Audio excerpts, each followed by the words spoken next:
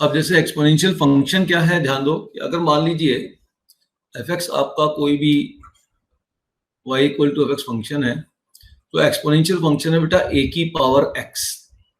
अब यहाँ पे कंडीशन ये है कि जो बेस होगा वो आपका 0 से बड़ा होगा और बेस आपका 1 के इक्वल नहीं होगा। इस कंडीशन में ही एक्सपोनेंशियल फंक्शन डिफाइंड है।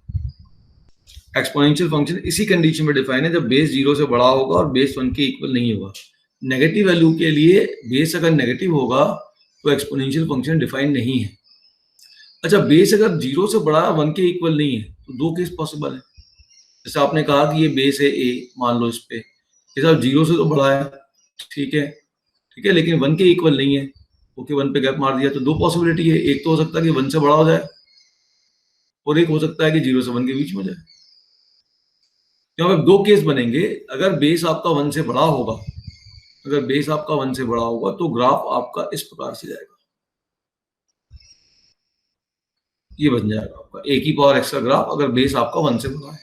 जैसे आपने ग्राफ बनाया होगा a की पावर x का, तो ग्राफ ऐसा गया था, है ना। और अगर बेस आपका 0 से 1 के बीच में है तो ग्राफ आपका जस्ट इसका रिवर्स बनेगा, ग्राफ ऐसा बनेगा। तो ये ग्राफ हो गया जैसे e की पावर माइनस ऐसा ग्राफ बनाया था, ठीक। तो इसे कह सकते हो आप a की 1 अपॉन a की पावर x या a की पावर माइनस x। ये ग्राफ यहाँ भी 0,1 से पास होगा, यहाँ भी 0,1 से पास होगा। तो आपका यहाँ पे जो ग्राफ है वो डिपेंड करता है बेस के ऊपर। अगर बेस 1 से बड़ा है तो ग्राफ आपका इंक्रीजिंग है, और बेस अगर 0 से 1 के बीच में है तो ग्राफ आपका डिक्रीजिंग है। बेस 1 अलाउड नहीं है एक्सपोनेंशियल फंक्शन में, ठीक है। बाकी ये प्रॉपर्टी लिखी हुई है इसकी, वो पढ़ लीजिएगा, उसमें कोई दिक्कत नहीं है ऐसी। अब ध्यान दीजिएगा, अगर जैसे जैसे बेस आपका बढ़ते जाएगा, जैसे 1.5 से 2 हो गया, e हो गया, 10 हो गया, जैसे जैसे बेस आपका बढ़ेगा वैसे वैसे ग्राफ आपका y एक्सिस के पास आएगा। ग्राफ में देख लीजिए, जैसे जैसे ग्राफ आपका बढ़ेगा वैसे वैसे ग्राफ जो है 1 2 3 4 ग्राफ आपका y एक्सिस के पास हो जाएगा। कब? जब बेस आपका 1 से बड़ा है। जब बेस आपका 1 से बड़ा है तो बेस बढ़ेगा तो ग्राफ y एक्सिस के पास आएगा, ठीक है ना। क्लियर है ना। अगर मान लो आपने 1 वैल्यू ली, x की वैल्यू 1 वैल्यू ली, 1 पे ये वाला आपको क्या देगा, 1.5 की पावर 1 देगा, और ये आपको क्या दे देगा, 10 की पावर 1 दे देगा। तो क्लियर है, 10 तो ज्यादा है 1.5 से। तो जैसे जैसे आपके पास बेस की वैल्यू बढ़ेगी ग्राफ आपका y एक्सिस के पास आते जाएगा, और यहां पर कहां जाएगा, यहां पर x एक्सिस के पास आते जाएगा, ठीक है। Okay, now value of base increases the graph function come closer to y axis, इधर, और यहाँ पे x के क्लोज आएगा। ध्यान रखना है चीजें, ठीक है ना। अच्छा, अब अगर बेस अगर मान लो 0 से 1 के बीच में, तब क्या होगा। अगर बेस मान लो 0 से 1 के बीच में, तो अब यहाँ पे देखिए बेस 2/3 था, फिर 1/2 था, फिर 1/e था, तो बेस धीरे धीरे कम हो रहा है, ठीक है। तो बेस डिक्रीजेस, बेस कम होगा, the graph come closer to y axis. जब बेस डिक्रीज होगा तो भी ग्राफ y एक्सिस से क्लोज आ रहा है।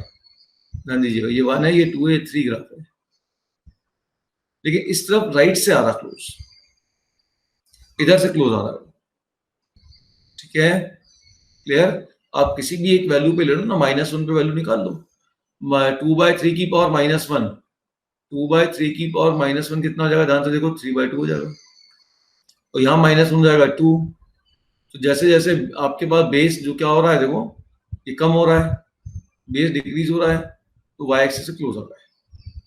यहाँ बेस डिक्रीज होगा तो y एक्सिस क्लोज होगा, यहाँ बेस इंक्रीज होगा तो y एक्सिस से क्लोज होगा। समझ गए, ठीक है।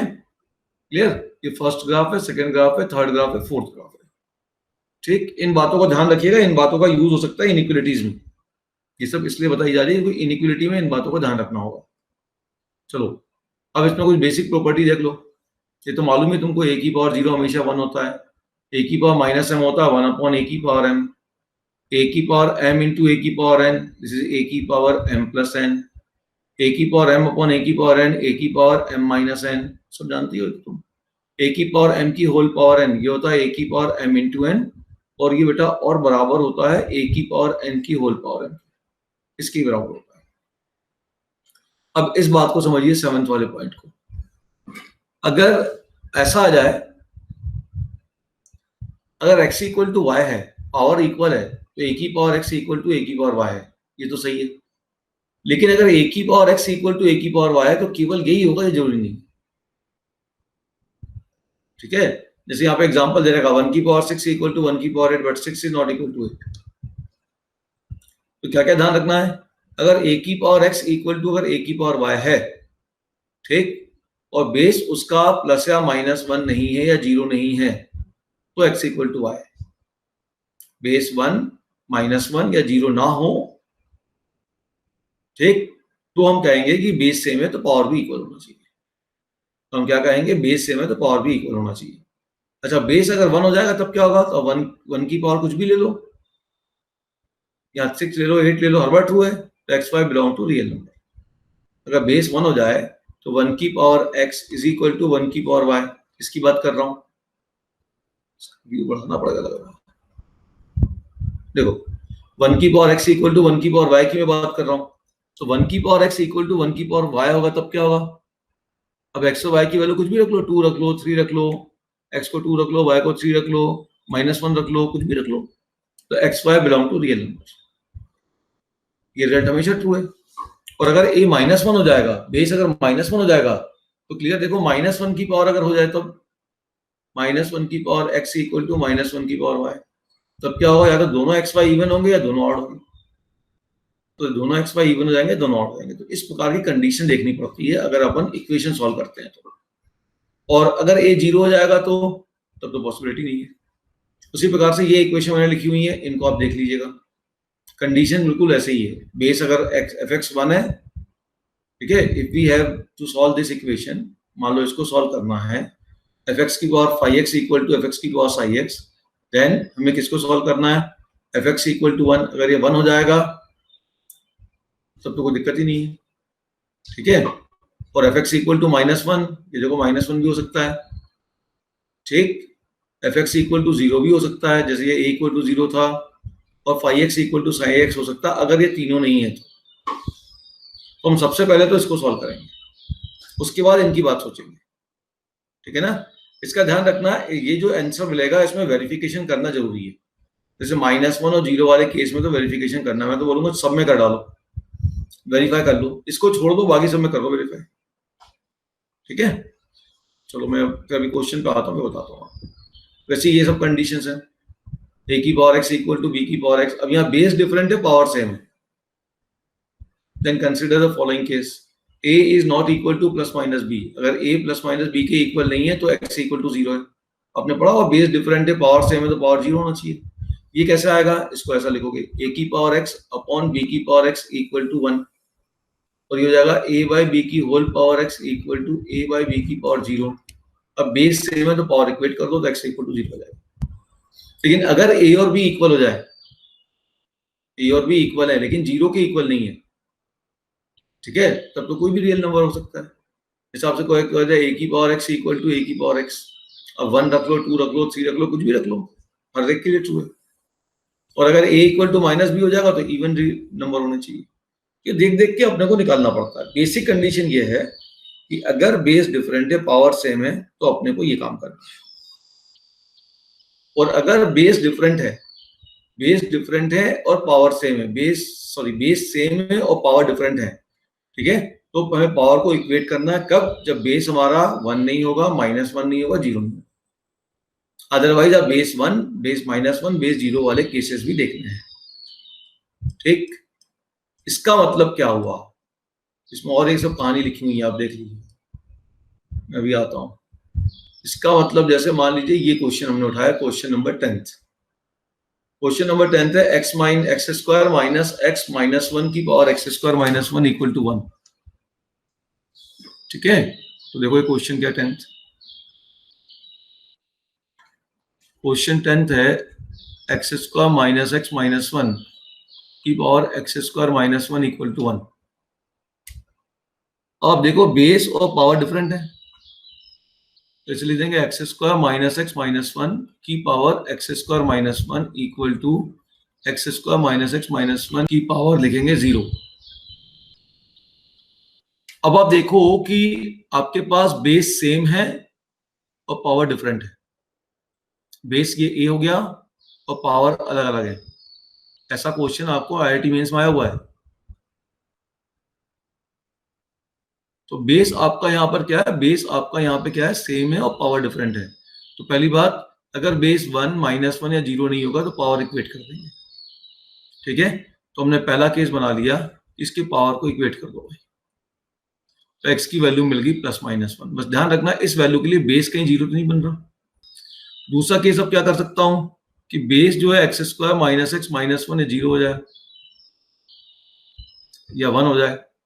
अब 1 होगा तो वैल्यू कितनी होगी, देखो इधर ट्रांसफर कर दो, x² -x -2 = 0।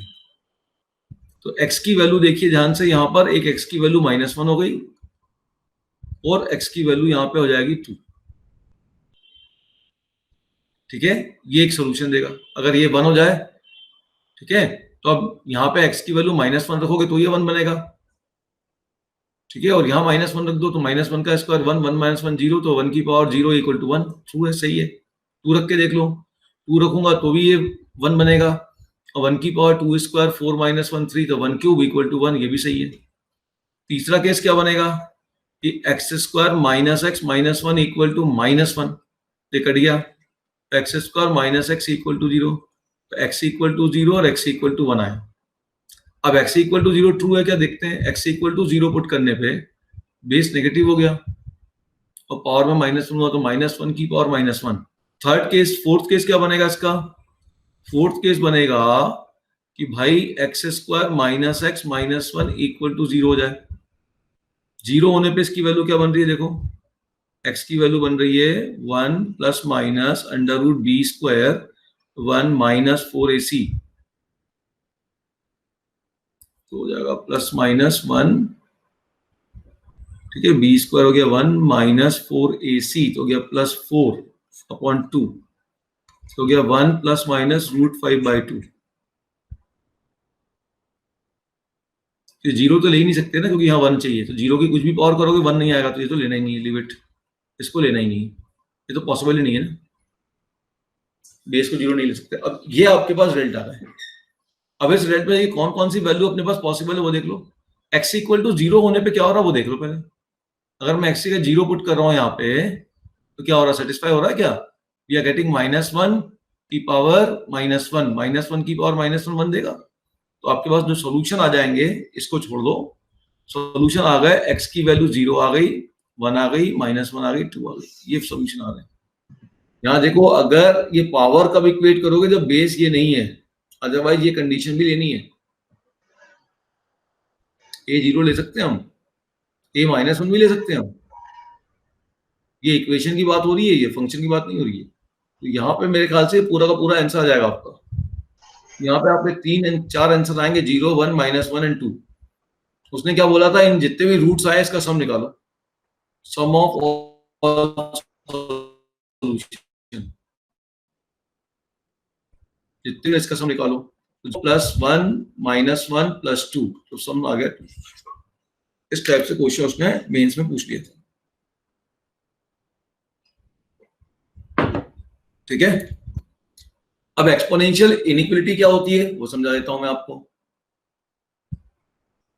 देखो ध्यान से, इसमें ये रिजल्ट देख लेना, अगर a की पावर x + b की पावर x = c की पावर x है, अगर इस प्रकार का फॉर्मेट दिखता है तो आपको पाइथागोरस थ्योरम लगाना। ठीक है, जैसे आप ध्यान से देखिए कि आपके पास एक रिजल्ट यहाँ पे मैंने दे रखा है। अब देखिए ये रहा रिजल्ट, ये रहा 3 की पावर x + 4 की पावर x = 5 की पावर x, तो क्लियर दिख रहा है कि x = 2 पे सेटिस्फाई करेगा। कि देखना पड़ता है बहुत बार कि सीधा सीधा सेटिस्फाई कर रहा है कि नहीं कर रहा है। ठीक है, क्लियर। तो इस तरीके से इसको आपको देखना पड़ेगा। ठीक, मैं मेनली इनइक्वालिटी पे आता हूं। बाकी ये एक चीज और ध्यान रख लेना कि अगर दो बेस का प्रोडक्ट कोई कांस्टेंट आता है, जैसे a × b 1 आ गया, ये दोनों बेस हैं, इनका प्रोडक्ट अगर 1 आया तो b की जगह 1/a रख देंगे और फिर क्वाड्रेटिक लगा के सॉल्व कर देंगे। तो ये सब कैलकुलेशन नहीं पूछे जाते, ये 11th में बताया जाता है। अब एक्सपोनेंशियल इनइक्वेशन समझ लो। तो एक्सपोनेंशियल इनइक्वेशन क्या है, ध्यान से देखो, तो ग्राफ से ही क्लियर हो जाएगा। देखो ध्यान से, अगर क्योंकि ये ग्राफ इंक्रीजिंग है ना, अगर ऐसा आ जाए कि a की power x is greater then a की पावर y, तो और बेस मान लीजिए इसका 1 से बड़ा है। अगर बेस 1 से बड़ा है तो ग्राफ इंक्रीजिंग होगा या डिक्रीजिंग होगा, ग्राफ तो इंक्रीजिंग होगा, और जब इंक्रीजिंग होगा तो एक्सपोनेंशियल को हटाने पे इनइक्वालिटी चेंज नहीं होगी। बताया था मैंने, इंक्रीजिंग फंक्शन हटाने पे या लगाने पे आपके पास इनइक्वालिटी चेंज नहीं होती। अब अगर मान लीजिए यहाँ पे a 0 से 1 के बीच में होगा, तब ग्राफ कैसा होगा आपका? इस केस में ग्राफ डिक्रीजिंग हुआ, तो डिक्रीजिंग फंक्शन लगाने पे या हटाने पे इनइक्वालिटी चेंज हो जाती है, तो x लेस देन y हो जाएगा। समझ गए? उल्टा भी लिखा जा सकता है, इससे ये भी आ जाएगा। ठीक, जैसे मान लो x ग्रेटर देन अगर y है, ठीक है, और a आपका 1 से बड़ा है, तो a की power x greater then a की पावर y हो जाएगा। एक्सपोनेंशियल फंक्शन मैंने इनइक्वालिटी के पे अप्लाई कर दिया, और अगर a 0 से 1 के बीच में है तो a की power x less than a की पावर y हो जाएगा। समझ गए? तो this is the basic inequality. Clear? यहाँ किस पे डिपेंड कर रही है? इंक्रीजिंग और डिक्रीजिंग पे। बेस क्योंकि जब 1 से बड़ा होता है ग्राफ इंक्रीजिंग होता है, और हमने पढ़ा था कि इंक्रीजिंग फंक्शन लगाने पे और हटाने पे इनइक्वालिटी चेंज नहीं होती। और अगर बेस 0 से 1 के बीच में है तो ग्राफ आपका देखो डिक्रीजिंग है, तो डिक्रीजिंग फंक्शन लगाने पे और हटाने पे, अप्लाई करने पे या रिमूव करने पे इनइक्वालिटी रिवर्स होती है। तो यहाँ पे हम जब इसको हटा रहे हैं और बेस 0 से 1 के बीच में फंक्शन डिक्रीजिंग है, तो जो इनइक्वालिटी थी ग्रेटर देन, वो आपकी लेस देन में चेंज हो जाएगी। बस इतनी बात आपको ध्यान रखनी है। क्वेश्चन देखो, जैसे मान लीजिए मैं क्वेश्चन ले लेता हूं, क्वेश्चन नंबर 13।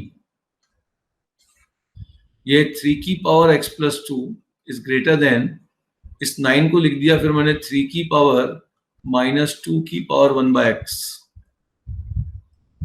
अब ये क्या होगा देखो, 3 की power x plus 2 is greater then 3 की पावर माइनस 2 बाय एक्स।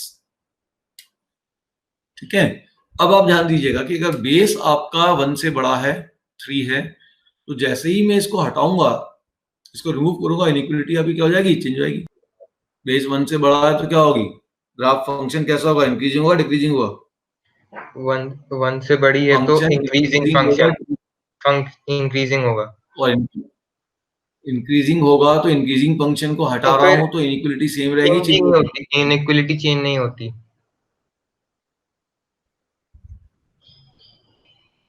अब आप यहाँ पे एक तरफ ट्रांसफर कर लीजिए और इसको सॉल्व कर लीजिए, ये हो जाएगा। ठीक है, उसके बाद तो आपके पास नॉर्मल इनइक्वालिटी सॉल्विंग करनी है।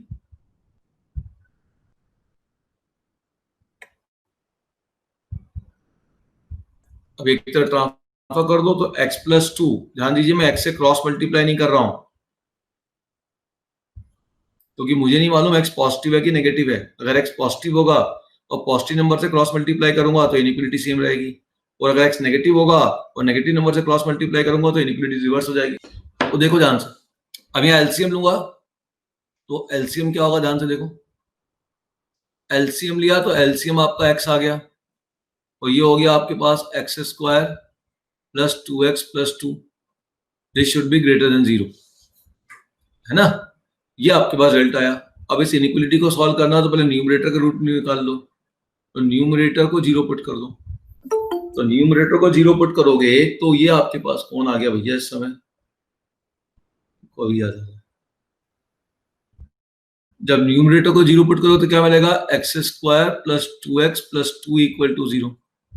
एक्स की वैल्यू निकालो इसकी, एक्स की वैल्यू होगी माइनस बी, तो minus 2 plus minus under root of b square, तो 4 माइनस 4 इंटू 2 अपॉन 2 इंटू 1, तो ये तो इमेजनरी बन गई, छोड़ दो।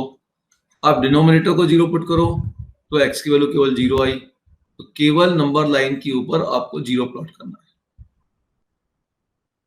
न्यूमरेटर से हमारे पास रूट इमेजनरी आ गया तो उसको लेना ही नहीं, जो रूट इमेजनरी आए उसको नहीं लेना है। डिनोमिनेटर से 0 आया तो उसको हमने प्लॉट किया, अब 0 से बड़ी वैल्यू 1 ले लो, 1 पुट कर दो, ये पॉजिटिव आ गई, ये भी पॉजिटिव, यहाँ साइन पॉजिटिव हो गया, यहाँ साइन ऑटोमेटिक नेगेटिव हो जाएगा। हमें पॉजिटिव चाहिए तो x की वैल्यू 0 से बड़ी है, तो x should be greater than 0। 0 के इक्वल नहीं ले सकते क्योंकि डिनोमिनेटर में 0 हो जाएगा, तो इस इनइक्वालिटी का सॉल्यूशन हो गया x should be greater than 0। इसमें डोमेन है क्या? एक्सपोनेंशियल का डोमेन क्या है बताओ ना, ग्राफ से बता दो, खत्म, यही खत्म कर देते हैं। एक्सपोनेंशियल का डोमेन रेंज में ज्यादा दिक्कत नहीं है, क्यों नहीं है अभी बताता हूँ। इसमें कैलकुलेशन मेन चीज है। डोमेन दिख तो रहा है, ऑल रियल नंबर है, इसका डोमेन है ऑल रियल नंबर, हाँ और रेंज देखोगे तो वो है 0 to इन्फिनिटी। तो डोमेन ऑल रियल नंबर है तो डोमेन पे कोई कंडीशन लगेगी नहीं। एक्सपोनेंशियल आपको डोमेन के लिए परेशान नहीं करेगा। जैसे मैंने क्वेश्चन दिया कि 1 minus e to the power 1 by x minus 1 is greater than 0, ठीक है, देन फाइंड x। अब इसी बात को मैं आपसे ऐसा कहता, देखो इसी क्वेश्चन को मैं ऐसा कहता, इसी क्वेश्चन को पूछने का दूसरा तरीका, मान लो इक्वल टू 0 भी दे दे रहा, तो ये ऐसा देता fx is equal to under root of 1 minus e की power 1 by x minus 1 find domain.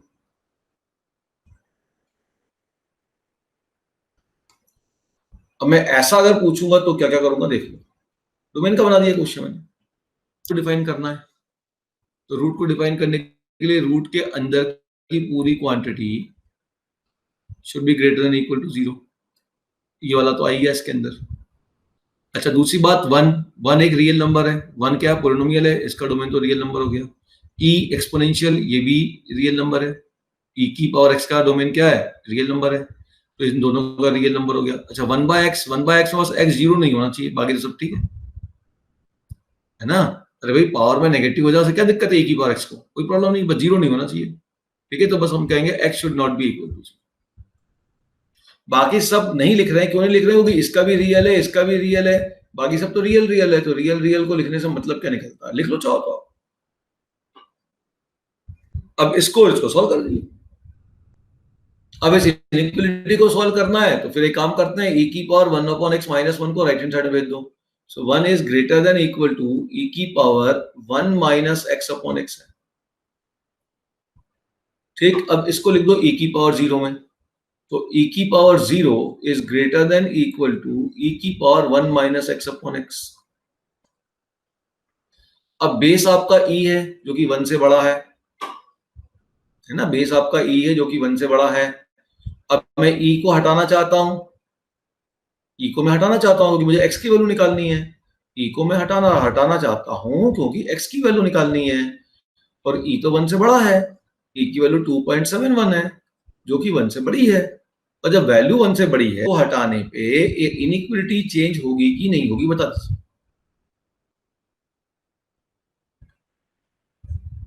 क्या लिखूं यहाँ पे, ग्रेटर देन इक्वल टू कि less than equal to? Sir change होनी चाहिए ना, e उससे लेस है तो 1 से लेस है तो उसकी वो करेंगे तो। अरे भैया मुझे पावर में क्या, मुझे क्या मतलब, मुझे बेस से मतलब है, बेस मेरा क्या है उस पर ध्यान दीजिए, पावर से कोई लेना देना नहीं है। सर बेस क्या है मुझे मतलब है, हाँ फ्लिप होगी ना। कोई फ्लिप नहीं होगी, फ्लिप कर भी दो तो क्या अंतर पड़ता है। अभी जैसी लिखी है इसमें मैं क्या लिखूं, ग्रेटर देन इक्वल टू लिखूं, लेस देन इक्वल टू लिखूं, ये बताओ मुझे, उससे क्या मतलब है कि क्या होगी बाद में होती रहेगी। मैं तो ये देखना है बेस आपका 1 से बड़ा है, इस बेस को हटाने पे इनइक्वालिटी चेंज नहीं होगी। बेस अगर 0 से 1 के बीच में है तो हटाने पे इनइक्वालिटी चेंज होगी। अब इसको उल्टा लिख दीजिए, आपको दिक्कत क्या है, therefore I can say 1 minus x upon x is less than equal to 0। अब इस साइन स्कीम से इसको सॉल्व कर लीजिए, खत्म बात। न्यूमरेटर से रूट क्या मिल गया, 1, डिनोमिनेटर से क्या मिल गया, 0, 0 तो शामिल हो ही नहीं सकता, 1 से बड़ी वैल्यू पुट कर लो, ये नेगेटिव हो गया, यहाँ पॉजिटिव हो जाएगा, यहाँ नेगेटिव हो जाएगा, हमें क्या चाहिए, नेगेटिव चाहिए, तो ये रहा नेगेटिव, तो x बिलोंग करेगा माइनस इंफिनिटी से देख लो 0, एक open union close interval 1 to infinity. Doubt? किस किस को डिफाइन करोगे, सबसे पहले रूट को डिफाइन करोगे, तो रूट के अंदर की क्वांटिटी e की power cos inverse log x square to the base 16, this should be greater than equal to 0, है ना। फिर cos इनवर्स को डिफाइन करोगे, तो cos इनवर्स के अंदर की quantity log x square to the base 16, this should be between -1 to 1। फिर किसको डिफाइन करोगे, log को डिफाइन करोगे, ठीक है, तो log को डिफाइन करना चाहते हो अब आप, तो लॉग को डिफाइन करोगे तो लॉग के अंदर की क्वांटिटी हमेशा पॉजिटिव होनी चाहिए, तो x square should be greater than 0। इतनी कहानियां अपने को सॉल्व करनी है। अब आप ध्यान से देखो, ध्यान से देखो, अब आप ध्यान से देखिएगा कि यहां पे जब मैं इसको सॉल्व करने जाऊंगा तो e की पावर, मैं जानता हूं e की पावर में कुछ भी ले लूंगा उसकी वैल्यू तो हमेशा 0 से बड़ी है भाई। अगर ये सब डिफाइंड है तो ये भी डिफाइन हो जाएगा, और ये डिफाइन होगा तो जो भी ये वैल्यू देगा उसको जब मैं e की पावर में करूंगा तो वैल्यू तो हमेशा 0 से बड़ी है। e की पावर ऐसा ग्राफ तो आपने देखा है ना, e की पावर ऐसा ग्राफ कैसा होता है, आपने देख ही लिया कि e की पावर ऐसा ग्राफ जो होता है वो इस प्रकार का होता है, वो तो हमेशा 0 से बड़ा होता है। तो इसको सॉल्व करने का मतलब ही नहीं है, because this result will be true, जो भी x की वैल्यू आएगी उसके लिए ट्रू होगी है। ठीक है, तो यहाँ पे इसको सॉल्व करने की जरूरत नहीं है। अब ये किस x की वैल्यू के लिए ये ट्रू होगा, जिस x की वैल्यू के लिए ये ट्रू होगा उस वैल्यू के लिए हमेशा ट्रू होगा। तो इसको सॉल्व करने की आवश्यकता ही नहीं पड़ी, ध्यान से देखिए, क्योंकि e की पावर x का ग्राफ हमेशा 0 से y इक्वल टू 0 के ऊपर है, तो इस लाइन के ऊपर है, ये तो हमेशा 0 से बड़ा है।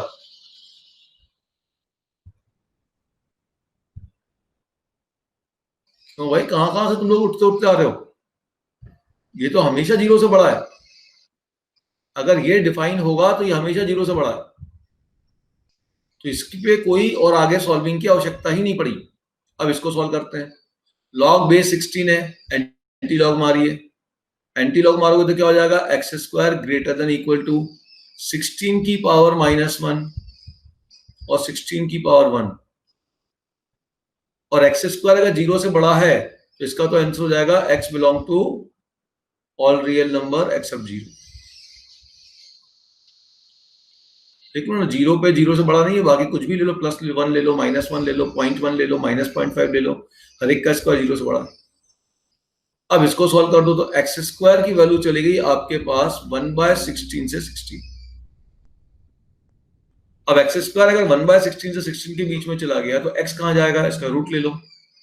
जैसे ही इसका रूट लूंगा तो यहाँ 1/4 और 4 हो जाएगा, एक एक्स की वैल्यू चली जाएगी 1/4 से 4,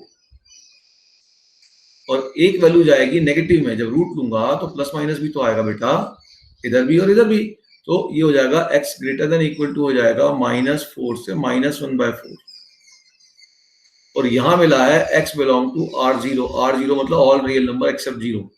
इन दोनों का इंटरसेक्शन ले लो, 0 तो इसमें आ ही नहीं रहा, तो इसका इंटरसेक्शन तो यही आएगा। तो finally domain of this function will be close interval -4 to -1/4 union 1/4 to 4। देखो ध्यान से,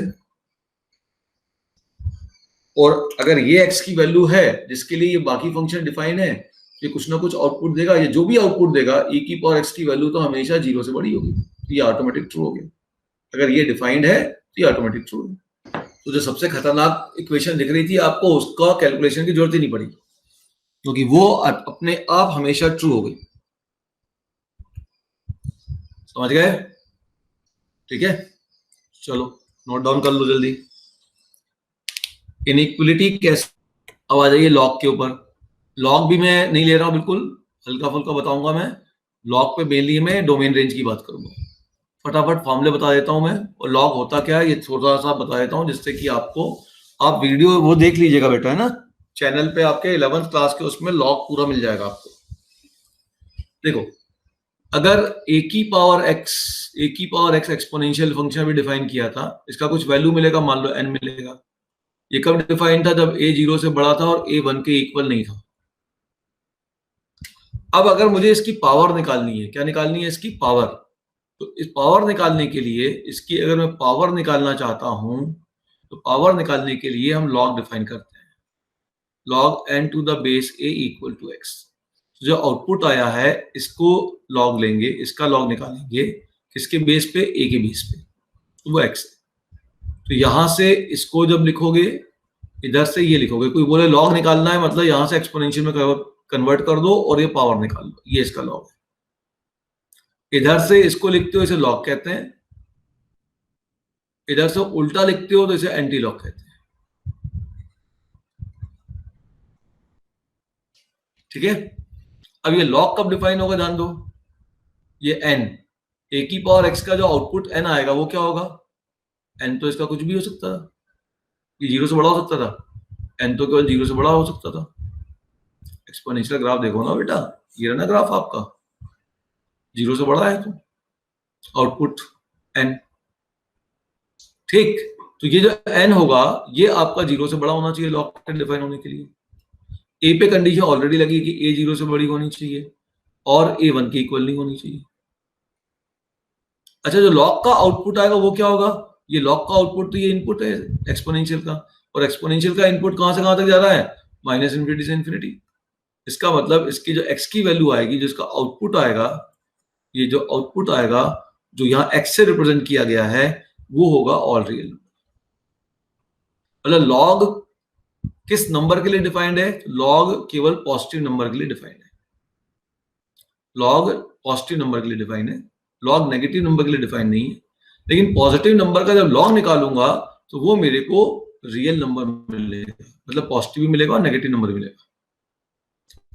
तो लॉग के डिफाइन होने के लिए लॉग के अंदर की क्वांटिटी हमेशा 0 से बड़ी होनी चाहिए, बेस हमेशा 0 से बड़ा होना चाहिए और बेस 1 के इक्वल नहीं होना चाहिए। This is the condition for domain. तो अगर मैंने एक फंक्शन डिफाइन किया कि y equal to log of x to the base a एक फंक्शन है, या n की जगह मैंने x ले लिया, ध्यान रखना, तो ये कब डिफाइन होगा, ये परिभाषित कब होगा, ये डिफाइन उस समय होगा जब x आपका 0 से बड़ा होगा, पहली बात, जब बेस आपका 0 से बड़ा होगा और जब बेस आपका 1 के इक्वल नहीं होगा। इस कंडीशन में ही ये आपका लॉग डिफाइन होगा।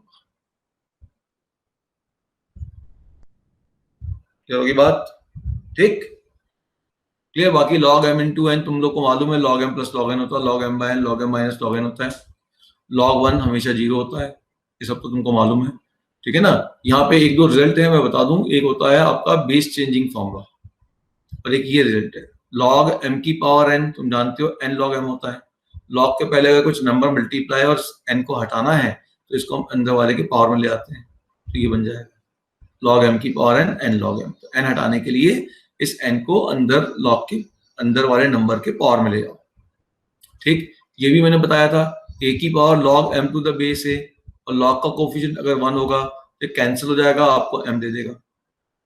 ये एक इंपॉर्टेंट रिजल्ट है, यहाँ पे देखो, ये इसी का एक्सटेंशन है, इसका एक्सटेंशन है लॉग n की पावर अल्फा a की पावर बीटा, मतलब नंबर में ही पावर है, बेस में ही पावर है, तो जब पावर का रेशियो बाहर आ जाएगा अल्फा बाय बीटा का into log n to the base a लिख देंगे, ठीक है। एक ये थोड़ा सा फॉर्मूला आपके लिए नया है, एक ये थोड़ा नया है, बाकी तो पुराने फॉर्मूले से, ठीक है, ये सब तो वैसे बन जाएंगे, ठीक। फिर ये एक रिजल्ट थोड़ा ध्यान दो, लॉग a की power log b to the base c, a की power log b to the base c, ध्यान देना a b c सब अलग अलग है, a की power log b to the base c, इसमें a और b आपस में इंटरचेंज आएंगे, this will be equal to b की power log a to the base c, ये थोड़ा ध्यान रखना है, ठीक है। a की power log b to the base c, a और b इंटरचेंज कर दो, बेस सेम रहेगा, तो b की power log a to the base c। कभी कभी किसी क्वेश्चन में ये फंस जाता है तो प्रॉब्लम कर देता है, क्योंकि नॉर्मली बच्चों को याद नहीं होता। अब बेस चेंजिंग फॉर्मूला क्या है वो और बता दूं मैं, बेस चेंजिंग फॉर्मूला होता है आपके पास ऐसा, log a to the base b है, तो मुझे मान लो बेस 10 चाहिए, तो मैं लिख दूंगा log a to the base 10 upon log b to the base 10, ये हो गया बेस चेंजिंग फॉर्मूला। जो भी बेस चाहिए वो नीचे लिख दो, इस a को ऊपर वाले लॉग का नंबर बना दो, इस b को नीचे वाले लॉग का नंबर बना दो, और जो बेस तुमको चाहिए वो बेस लिख दो, ठीक है। जैसे मान लो मैंने कहा कि log a to the base b है, अब मैंने कहा मुझे बेस a बनाना है, लिख देता हूं log a to the base a upon log b to the base a चाहिए तो बेस a में कन्वर्ट कर दिया। अब log a to the base a तो सेम नंबर है, तो हो गया 1 upon log b to the base, ठीक है, क्लियर। अच्छा, कोई बच्चा बोले सर किसी नंबर का लॉग कैसे कैलकुलेट करूं, मान लीजिए मेरे पास ऐसा आ गया कि log 125 टू द बेस 5 इसकी वैल्यू है, मैं कैसे कैलकुलेट करूं, तो मान लो कि x है, अगर आपके कुछ समझ में नहीं आ रहा तो। अब यहां लाओ एंटी लॉग, एंटी लॉग का मतलब 5 की पावर में कौन चढ़ेगा, x चढ़ेगा, तो 125 इक्वल टू 5 की पावर x। अब देख लो 5 की पावर क्या करने पे 125 मिलेगा, तो x की वैल्यू होगी 3। ठीक है, या आप ऐसा ही पूछ सकते हो 5 की पावर क्या करूं कि 125 मिल जाए, वही कर रहा हूं मैं, और क्या कर रहा हूं। तो अगर सॉल्व करना है तो आप इस प्रकार से इसको वर्कआउट कर सकते हैं। अब आइए इनइक्वलिटी पे, जो मेरे अभी काम की है। लॉग में भी अगर आप देखेंगे तो लॉग के अपन ने ग्राफ बनाए थे, आपको याद होगा लॉग का ग्राफ इधर नहीं दिया, कहां गया लॉग का ग्राफ, तो होना चाहिए, कैलकुलेशन दे दिया क्या, ये लॉग के दो ग्राफ होते हैं। अगर बेस आपका 1 से बड़ा है तो ग्राफ आपका ये है log x to the base a का, 1 से बड़ा, ठीक, और ये इंक्रीजिंग फंक्शन है। और अगर बेस आपका 0 से 1 के बीच में है तो ग्राफ ऐसा है।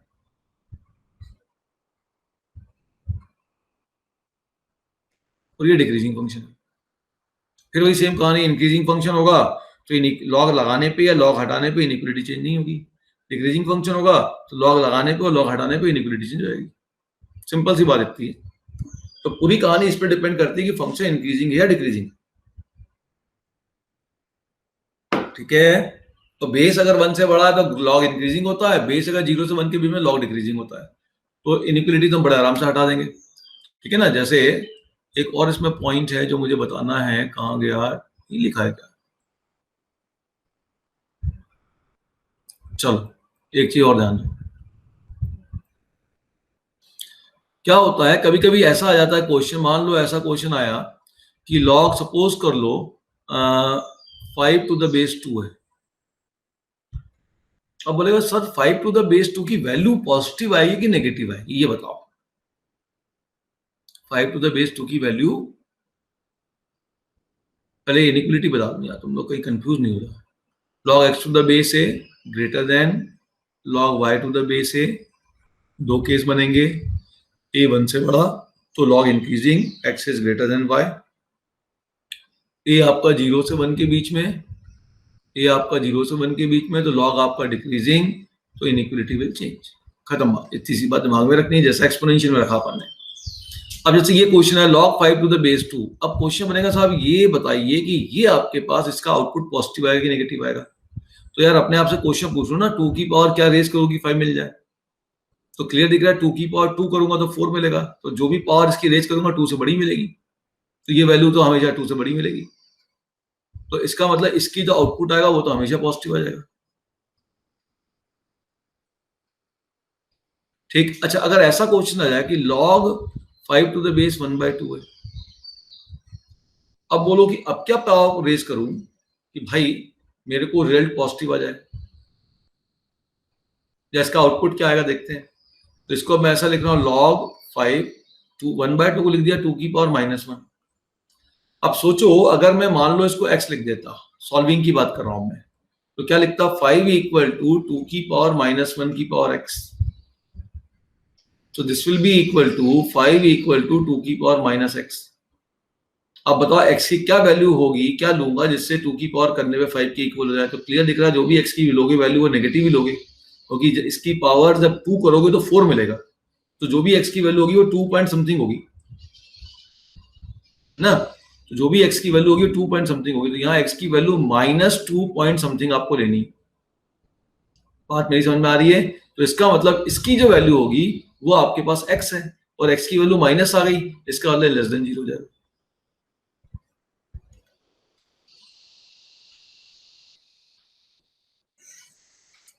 और इसकी वैल्यू 2 से बड़ी आ रही है तो ये तो पॉजिटिव हो जाएगा।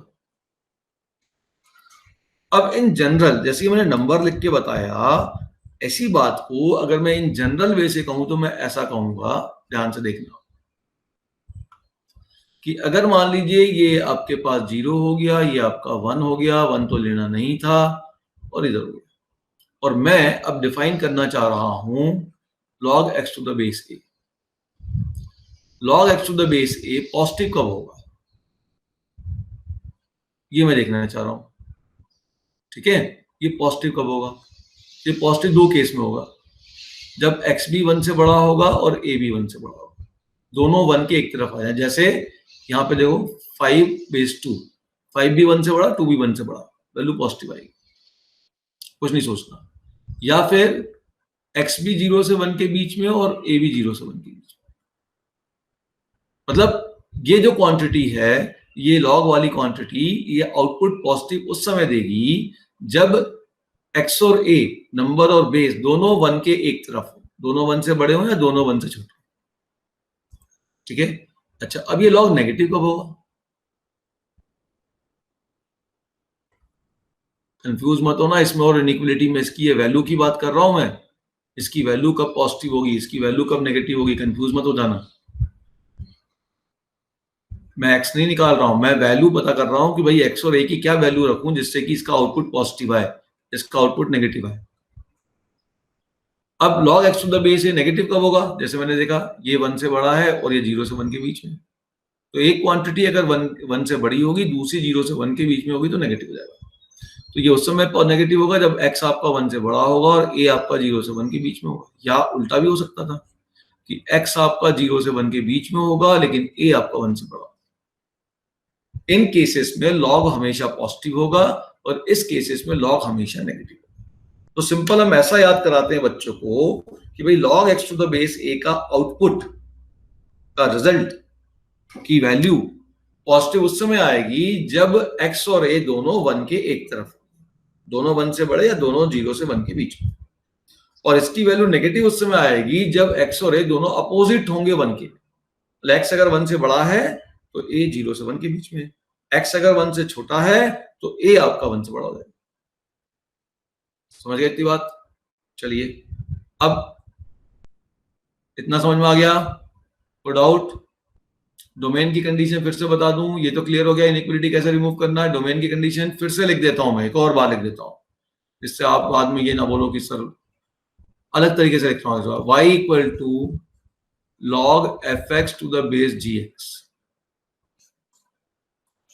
इसके डोमेन की कंडीशन क्या होगी? ये fx 0 से बड़ा होना चाहिए, gx 0 से बड़ा होना चाहिए और gx नॉट इक्वल टू 1 होना चाहिए। ये कंडीशन है, ठीक है? इस कंडीशन पे ही लॉग आपका क्या होगा? डिफाइन होगा। चलिए कुछ क्वेश्चन ले लेते हैं। हमने क्या कहा? ये फंक्शन तीनों फंक्शन डिफाइन होने चाहिए। अब यहां पे ध्यान दीजिएगा, रैशनल फंक्शन है ये, तो पहले हमें ऊपर का डोमेन निकालना पड़ेगा, फिर नीचे का डोमेन निकालना पड़ेगा, फिर डिनोमिनेटर जहां 0 होगा उन वैल्यू को इस डोमेन में से माइनस करना पड़ेगा, वो हमारा इसका डोमेन मिलेगा। और ये एक्सपोनेंशियल फंक्शन है,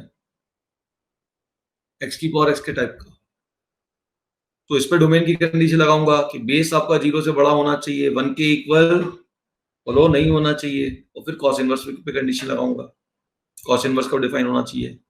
फिर लॉग में मैं कंडीशन लगाऊंगा कि लॉग के अंदर का जो बेस e है या जो नंबर e है 0 से बड़ा होना चाहिए, ये तो ऑलरेडी है, बेस 0 से बड़ा होना चाहिए और बेस 1 के इक्वल नहीं होना चाहिए।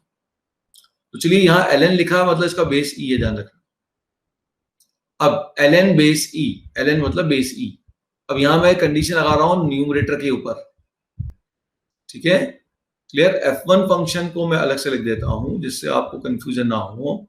3 ये log बेस e है, ये ln का मतलब log बेस e है।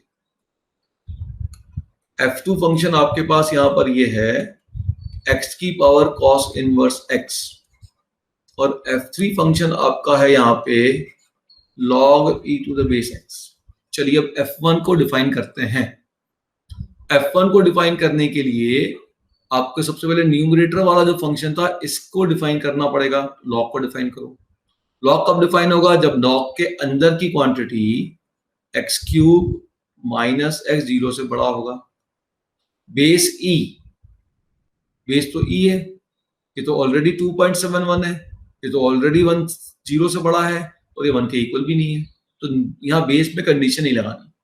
अब डिनोमिनेटर में आ जाओ, डिनोमिनेटर में रूट आ गया। रूट अगर डिनोमिनेटर में है तो रूट के अंदर quantity greater than equal to 0 होनी चाहिए, लेकिन डिनोमिनेटर में तो इक्वल टू 0 नहीं होगा, तो यहाँ पे लगेगा 4 minus x square greater than 0। इन दो कंडीशन से आपको इस पूरे फंक्शन का डोमेन मिल जाएगा, सेमी कॉलम। सेमी कॉलम मतलब अब इसके डोमेन लिख रहा हूं, देख लो, और किसी की जरूरत ही नहीं पड़ी। यहाँ पे x 0 से बड़ा होना चाहिए, x 1 नहीं होना चाहिए बेस में, फंक्शन की बात हो रही है यहाँ पे, इक्वेशन की बात नहीं हो रही। अब cos इनवर्स x का डोमेन, ये पावर भी तो डिफाइन होनी चाहिए। cos इनवर्स x का डोमेन क्या होता है, x की वैल्यू -1 से 1, सेमी कॉलम, ये इसकी कंडीशंस होगा। अब यहाँ पे आ जाओ, लॉग के अंदर नंबर e है, e ऑलरेडी 2.71 होता है, इसकी वैल्यू तो 0 से बड़ी है ही, इस पे कोई कंडीशन नहीं लगेगी। यहाँ पे देखो e बेस में था, उस पर कोई कंडीशन नहीं लगी, या नंबर में आ गया, वो ऑलरेडी कंडीशन को सेटिस्फाई कर रहा है। अब बेस है तो बेस पॉजिटिव होना चाहिए, बेस 1 नहीं होना चाहिए। अब इन तीनों को सॉल्व करिए, कॉमन वैल्यू निकालिए, ठीक है। चलिए अब इसको सॉल्व करते हैं पहले, तो इसके फैक्टर बना लें, तो गया x into x minus 1 into x plus 1। अब साइन स्कीम लगा लो, सबसे छोटी वैल्यू -1, फिर बड़ी वैल्यू 0, फिर बड़ी वैल्यू 1, 1 से बड़ी वैल्यू 2 रख लेते हैं, तो 2 पॉजिटिव, यहाँ भी 2 रखूंगा तो पॉजिटिव, यहाँ 2 रखूंगा 3 मिलेगा पॉजिटिव, बगल में नेगेटिव, बगल में पॉजिटिव, बगल में नेगेटिव। हमें क्या चाहिए, पॉजिटिव चाहिए, तो हमारे पास या इस केस से x की वैल्यू आ गई कि x will lie between -1 to 0 and x is greater then. अब इसको सॉल्व करते हैं, तो यहां से क्या रूट मिल गए, यहां से रूट मिल गए -2 और 2, है ना। इसको इक्वल टू 0 पुट कर लो, इतना तो कर लो। अब 2 से बड़ी वैल्यू लो, 2 से बड़ी वैल्यू पुट कर लेता हूँ 3 पुट करते ये नेगेटिव हो गया, तो यहाँ पॉजिटिव हो गया, नेगेटिव हो गया। हमें क्या चाहिए, पॉजिटिव, तो यहां से x मिल गया -2 से 2। अब ये जो बीच में सेमी कॉलम नहीं कॉमा है, ये जो बीच में आपके पास, तो देखिए ये न्यूमरेटर का डोमेन आया, तो ये डिनोमिनेटर का डोमेन है, और डिनोमिनेटर 0 वाला केस तो हम ऑलरेडी अलग कर चुके हैं। तो इन दोनों का लेना है इंटरसेक्शन, इन दोनों में कॉमन क्या है वो देखो, तो इन दोनों में कॉमन है -1 से 0 और 1 से 2, ध्यान से देखो। तो मैं कहूंगा जो D1 डोमेन है, जो D1 डोमेन है, that will be equal to इनका इंटरसेक्शन, तो ये -1 से 0 यूनियन 1 से कहां तक जा पाऊंगा, 2 तक जा पाऊंगा, ये D1 है। अब D2 निकालो, x 0 से बड़ा, x नॉट इक्वल टू 1 और x -1 से 1, तो भाई x 0 से बड़ा होना चाहिए, तो -1 से 0 नहीं ले सकता, 1 भी नहीं होना चाहिए, तो यहाँ पे क्या बन गया, x should be greater than 0 but less than 1, ये D2 बन गया। इसमें आ जाओ, ये D3 देगा, तो x 0 से बड़ा लेकिन 1 नहीं होना चाहिए, ठीक है, तो x 0 से बड़ा 1 नहीं, तो D3 क्या हो गया, x 0 से बड़ा 0 से इंफिनिटी लेकिन 1 नहीं होना चाहिए, ये आ गया D1 D2 D3। अब सबके बीच में क्या लगा हुआ था, प्लस लगा था, तीनों का ले लो इंटरसेक्शन, तो फाइनली डोमेन D क्या हो जाएगा, D1 intersection D2 intersection D3, ठीक है। अब निकाल लो कॉमन वैल्यू क्या आएगी, देख लो कुछ आ रही है नहीं आ रही है, ज्यादा दिक्कत हो रही है तो प्लॉट कर लो, -1 से 0, 1 से 2, ये प्लॉट कर लिए, फिर 0 से 1, 0 से 1 प्लॉट किया, अच्छा यहाँ पे 0 भी नहीं है, गायब है, यहाँ 1 भी नहीं है, तो यहाँ भी नहीं है, इन्हीं दोनों में कुछ कॉमन नहीं है। अब क्या कॉमन मिलने वाला है, तीसरा लेना 0 से इंफिनिटी, तो 0 से इंफिनिटी ले लो, ये ओपन 1 नहीं है, तीनों शेडिंग कहाँ पे है, कहीं भी नहीं दिख रही, फिर इसका आंसर हो गया नल सेट। पिछले बार भी ऐसी मिक्सचर किया, नल आ गया था। अब देखो जितने लॉग है हर लॉग डिफाइन होने चाहिए, जितने लॉग हैं हर लॉग डिफाइन होना चाहिए, ऐसा नहीं कि बाहर वाले लॉग को डिफाइन कर दिया काम बन गया, मान लो ये नॉट डिफाइंड है तब, तो इस लॉग के अंदर की जो क्वांटिटी है log base 1/3 log x to the base 4 0 से बड़ा होना चाहिए, फिर ये लॉग डिफाइन हो गया, अब ये लॉग डिफाइन होना चाहिए, तो उसके अंदर का जो क्वांटिटी है 4 वो 0 से बड़ा होना चाहिए। बोले सर आपने केवल इसी पे क्यों कंडीशन लगाई, आपने केवल ब्लैक वाले पे कंडीशन क्यों लगाई, आपने 2 पे कंडीशन क्यों नहीं लगाई, भाई 2 तो ऑलरेडी 0 से बड़ा है, 2 ऑलरेडी 1 के इक्वल नहीं है, इस पे क्या कंडीशन लगाऊंगा? जैसे वहां ई पे नहीं लगाई थी, यहाँ टू पे नहीं लगाऊंगा। यहाँ कुछ वेरिएबल होगा ना एक्स, तो मैं लगाऊंगा। फिर ये बोलेंगे सर इस लॉग पे कंडीशन लगाई कि लॉग के अंदर की क्वांटिटी 0 से बड़ी होनी चाहिए थी, बिल्कुल लगाई, लेकिन 1/3 पे क्यों नहीं लगाई? 1/3 0 से बड़ा है कि नहीं है? बड़ा है। 1/3 1 के इक्वल है क्या? नहीं है, कंडीशन ऑटोमेटिक लग रही है इस पर। अब अगला लॉग भी डिफाइन होना चाहिए, तो लॉग के अंदर का x 0 से बड़ा। फिर 4 पे कोई कंडीशन नहीं लगेगी क्योंकि 4 ऑलरेडी 0 से बड़ा है, 4 ऑलरेडी 1 के इक्वल नहीं है। अब इनको सॉल्व करिए, तो थोड़ा यहां से सॉल्विंग चालू करता हूँ। x 0 से बड़ा, यहाँ पे जब मैं एंटी लॉग लूंगा, एंटी लॉग लेने का मतलब मैंने क्या बताया था, 4 की पावर में right hand side. Anti log का मतलब समझ लीजिए, log x to the base a अगर इक्वल टू आपके पास n है, तो एंटी लॉग का मतलब होता है इस बेस की पावर में राइट हैंड साइड को चढ़ा दो, x इक्वल टू a की पावर n। तो यहाँ पे बेस में अब राइट हैंड साइड को चढ़ा दो तो 4 की पावर 0। अच्छा, इनइक्वलिटी सेम रख दी मैंने, वो गलत कर दिया कि सेम करा? बताओ। लॉग का बेस अगर 1 से बड़ा है तो उसका ग्राफ इंक्रीजिंग था कि डिक्रीजिंग था? बोलो। लॉग का बेस 1 से बड़ा है तो उसका ग्राफ क्या था? इंक्रीजिंग था, है ना? लॉग और एक्सपोनेंशियल दोनों में है, अगर बेस 1 से बड़ा है तो ग्राफ इंक्रीजिंग है, और इंक्रीजिंग फंक्शन लॉग का हटाया मैंने by this condition. Increasing function log का हटाया है, तो इंक्रीजिंग फंक्शन हटाने पे इनइक्वलिटी सेम रहेगी। अब ध्यान से मेरा क्वेश्चनों का जवाब दीजिएगा। ये जो ब्रैकेट मैंने ग्रीन खींचा, ये इस लॉग के अंदर का नंबर है। अब मैं इस बेस 1/3 को हटाना चाह रहा हूं, तो लॉग का बेस 1/3 है, 0 से 1 के बीच में आ रहा है, ये तो 1 से छोटा है, तो ये लॉग जिसको हटाना चाह रहा हूं, ये फंक्शन इंक्रीजिंग है कि डिक्रीजिंग है? ये लॉग इस लॉग को हटाओ तो ये फंक्शन कैसा है, इंक्रीजिंग है कि डिक्रीजिंग है? ये तो डिक्रीजिंग फंक्शन है। अब डिक्रीजिंग फंक्शन हटाने पे इनइक्वलिटी में क्या होगा? देखो, ये वाली क्वांटिटी तो लेफ्ट में आ जाएगी, और राइट हैंड साइड में 1/3 की पावर 0 भी आ जाएगा। a की पावर में x जैसा यहाँ पे था वैसा यहाँ लिख दिया। x की कौन है तुम्हारे पास? log x to the base 4। Log के अंदर की क्वांटिटी ये लेफ्ट में आएगी, और ये a की पावर में राइट में चला जाएगा। तो log x to the base 4 left में आ गया। ये जो 1/3 था ये राइट में चला जाएगा, उसकी पावर में कौन आएगा? 0 आएगा। अब ये इनइक्वलिटी ग्रेटर रहेगी लेस रहेगी, ये बताओ। ये इनइक्वलिटी क्या होगी, ग्रेटर होगी या लेस होगी?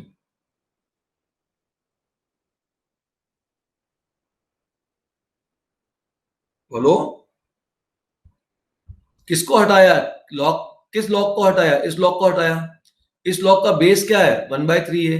ये 1/3 1 से छोटा है कि 1 से बड़ा है? 1 से छोटा है, और 1 से छोटे पे लॉग का ग्राफ क्या है? डिक्रीजिंग है। तो आपने डिक्रीजिंग ग्राफ को हटाया, डिक्रीजिंग फंक्शन को हटाया। डिक्रीजिंग फंक्शन को हटाने पे इनइक्वलिटी बदल जाएगी। यहाँ पे नहीं बदली, क्योंकि आपने जिस लॉग को हटाया उसका बेस 4 है, और ये फंक्शन इंक्रीजिंग फंक्शन है, तो इंक्रीजिंग फंक्शन को हटाने पे इनइक्वलिटी चेंज नहीं होगी। और हटाने का तरीका, बेस की पावर में राइट हैंड साइड को चढ़ा दो, बेस की पावर में राइट हैंड साइड को चढ़ा दिया, और इनइक्वलिटी सेम रख दी। अब क्या हुआ, ध्यान से देखो। log x to the base 4 less than 1/3 की पावर 0 कितना हो गया? 1 हो गया। यहां से क्या मिला? x ग्रेटर देन 4 मिला। यहां से क्या मिला? x ग्रेटर देन 0 मिला। अब फिर ये लॉग हटाना है, फिर इस लॉग को हटाना है। अब मुझे बताओ, जिस लॉग को हटा रहा है उसका बेस क्या है?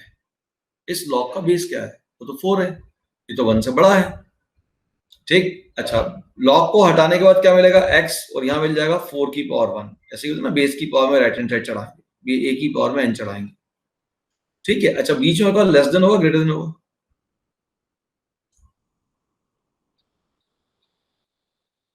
यहाँ पे क्या होगा, लेस देन की ग्रेटर देन?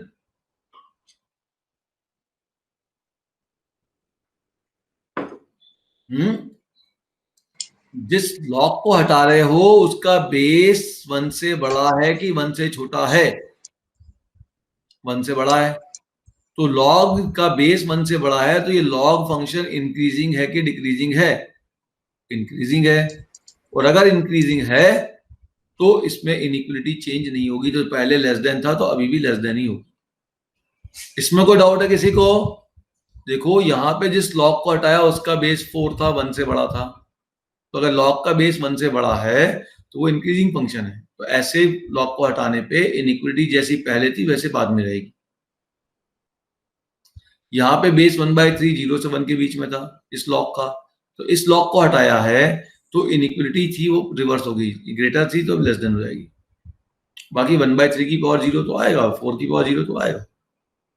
अब ये 1/3 की पावर 0 1 हो गया, फिर इस log को हटाया, इस log का बेस क्या है 4, ठीक है। अब इस बेस 4 मतलब 1 से बड़ा है, इसको हटाना चाहता हूं, तो अब 4 की पावर 1 तो आएगी, लेकिन क्योंकि बेस 1 से बड़ा है इसलिए जो पहले था इनइक्विटी वो आगे भी आएगी, लेस देन था तो लेस देन भी आएगी। तो अब फाइनल आंसर क्या होगा?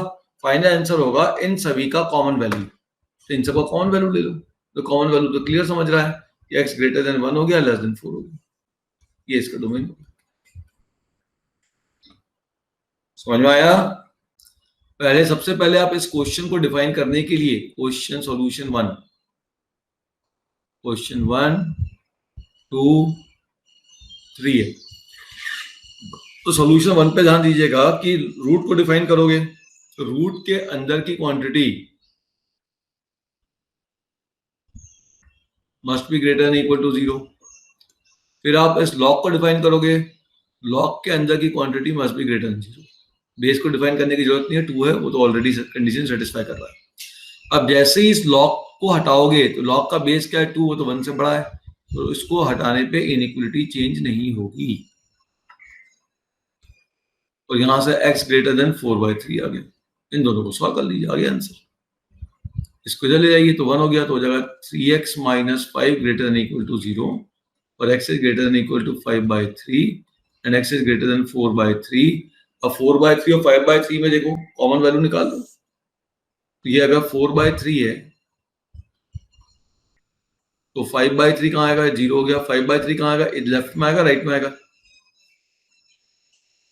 बोलो 4/3 कहाँ आएगा? 5/3 कहाँ आएगा? ये तो राइट में आएगा, और 5/3 इंक्लूड भी है तो डबल शेडिंग ये वाली होगी। इसका मतलब ये आंसर हो गया 5/3 टू इंफिनिटी।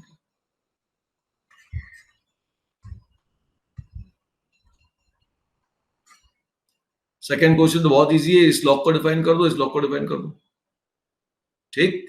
सेकंड क्वेश्चन में क्या करोगे? सॉल्यूशन 2 देखो, बाहर वाले लॉग को डिफाइन करो, log x should be greater than 0, अंदर वाले लॉग को डिफाइन करो तो x should be greater than 0। Base में अपने पास कुछ नहीं दिया है तो बेस में हम e मान के चलेंगे। अब फिर यहाँ बेस क्या है? e है, एंटी लॉग मारो, e तो 1 से बड़ा होता है, इनइक्वलिटी चेंज नहीं होगी, x 0 से बड़ा, x 1 से बड़ा, x 0 से बड़ा, कॉमन वैल्यू x 1 से बड़ा, डोमेन आ गया। थर्ड क्वेश्चन में देखो सॉल्यूशन ऑफ 3 देखो, थर्ड में इस लॉग को डिफाइन करो, तो log base 1/2 x square plus 4x plus 4 greater than 0। फिर इस लॉग को डिफाइन करो तो उसके अंदर की क्वांटिटी 0 से बड़ी। देखिए बेस पे कोई भी कंडीशन नहीं लगा रहा हूं क्योंकि वो ऑलरेडी 0 से बड़ा 1 के इक्वल नहीं है। अब यहाँ बेस क्या आया है? 1/2, इस लॉग का बेस है 1/2, जिस लॉग का बेस 1/2 है इस लॉग को हटाना है, तो बेस क्योंकि 1 से कम है तो एंटी लॉग लेने पे इनइक्वलिटी पलट जाएगी, तो आपके पास अब रिजल्ट कुछ ऐसा बन जाएगा, x square plus 4x plus 4 is less than 1/2 की पावर 0 और x square plus 4x plus 4 is greater than 0।